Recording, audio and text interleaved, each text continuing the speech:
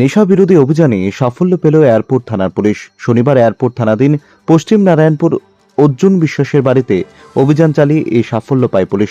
যদিও এই অভিযানের বিষয়ে আঁচ করতে পেরে বাড়ি থেকে পালিয়ে যেতে সক্ষম হয় বাড়ির মালিক তথা নেশা কারবারি অর্জুন বিশ্বাস।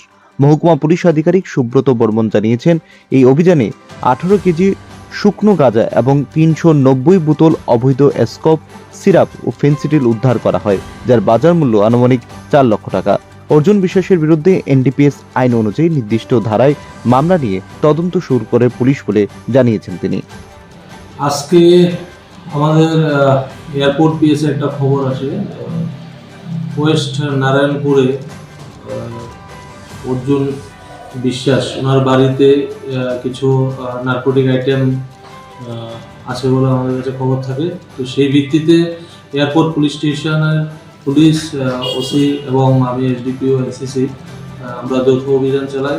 তো ওখানে তল্লাশি চলাকালীন ওনার বাড়ির একটা কাউশেড থেকে আমরা কিছু ইলিগাল কন্ট্রাব্যান্ড আইটেম আমরা রিকভার করি এবং সেগুলো দেখে আমরা অনুমান 18 কেজি ড্রাই গাঞ্জা এবং স্কপ এবং ফেন্সিডিল মিলে 390 বোতল আমরা সিজ করি।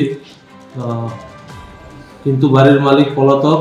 আমরা এই বিষয়ে একটা মামলা নিচ্ছি এয়ারপোর্ট পুলিশ স্টেশনে এবং শীঘ্রই আমরা ওনাকে আটক করব। মামলাটা কার বিরুদ্ধে নেওয়া হয়েছে স্যার?